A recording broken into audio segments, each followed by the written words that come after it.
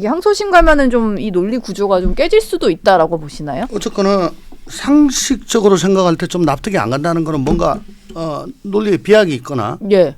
좀 경험칙에 반하는 게 있다는 얘기겠죠. 네. 그러니까 판결문을 잘 뜯어보고 그런 부분을 짚어가지고 그걸 보완하면은 뭐 항소심에서 충분히 밝혀질 수 있다고 생각하는데 위증을 요청하는 걸로 보기 어렵다. 딱 세 가지거든요. 그다음에 예. 위증의 이런 과정에서 이재명의 개입한 직접 증거를 찾기 어렵다. 그리고 김진성이 뭘 증언할 건지도 정해지지 않았다. 이 세 개에 집중을 해서 예를 들어 이재명 대표로부터 당시 지사로부터 2번 전화를 받고 변론조에서 받고 그 이후에 어떤 식으로 이걸 구체적으로 했는지 물론 지금도 조사되어 있겠습니다만은 좀 더 명확하게 구체적으로 다듬는다면은 뭐 그 과정이 다 이제 법정에서도 나와야 되겠죠. 예. 근데 이재명 대표의 당시 변호인이 김모 씨랑 계속 뭐 이제 증언하러 나오기까지 좀 접촉을 하고 연락을 주고 받았는데 이건 이재명 대표랑 연관이 없다라고 볼 수 있는 건가요? 당시 변호인인데도. 그러면 변호인 없는 사람은 다 자기가 할 수밖에 없으니까 그거는 직접 연관이 있는 거고 변호인 예. 있는 사람은 네. 그러면 변호인이 뭐 자기 멋대로 생각하고 지금 합니까? 예. 의뢰인의 뜻을 다 받아가지고 그 범위 내에서 하는 거잖아요. 네. 그건 안 맞는 것 같고 네.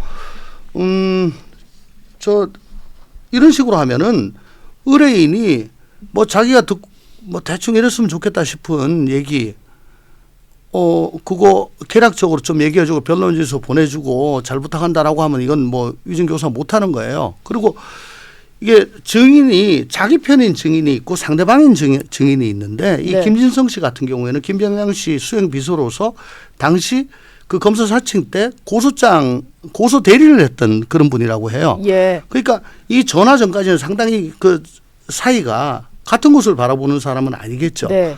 이런 사람한테 이렇게 계속 권유를 하고 얘기하고 그 뭐 있는 대로 얘기해 주면 되지 뭐 그렇게 있다고 해주면 되지 뭐라는 것과 같은 편.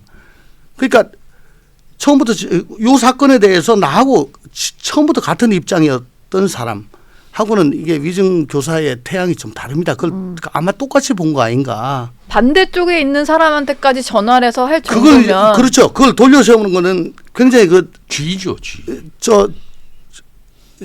같은 편인 사람보다 더한 노력이 있어야 되잖아요. 예. 예. 그냥 내 편인데 좀 기억해서 이렇게 생각하는 걸 좀 얘기해봐라는 것과 그 기억 안 난다 그러면 왜 그때 그런 일 있었고 그거 몰라? 그러면 그게 그거 아니야?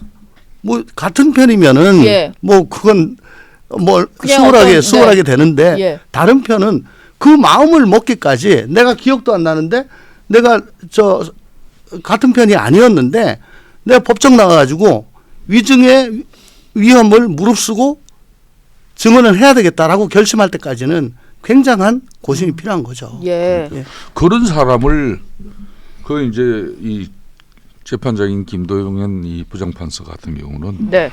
그거는 이제 쉽게 말하면 처벌을 했어요, 벌금형을. 예.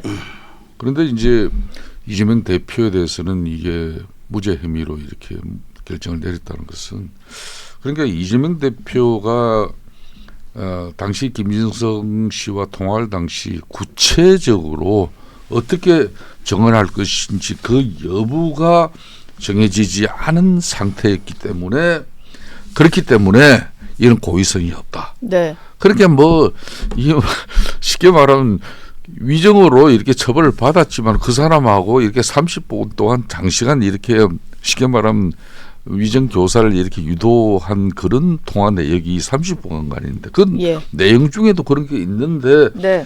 뭐 이 대표가 그런 김진성 씨의 그 정언이 거짓이라고 이렇게 알았다고 보기도 부족하다. 뭐 네. 이런 내용이거든요. 이런 걸 네. 앞으로 검찰이 항소심에서 네. 또 이제 정확한 증거로서 또 법리로서 갖다 대면은 네. 제가 볼 때는 항소심에서는 이건 번복될 가능성이 제가 어제 아시는 많은 뭐 몇 분의 변호사들과 이거 좀 통화를 하고 만나봤는데도 자기네들은 이건 납득이 항소사법 체계가 있기 때문에 여기와 관련 수많은 판결이 있대요.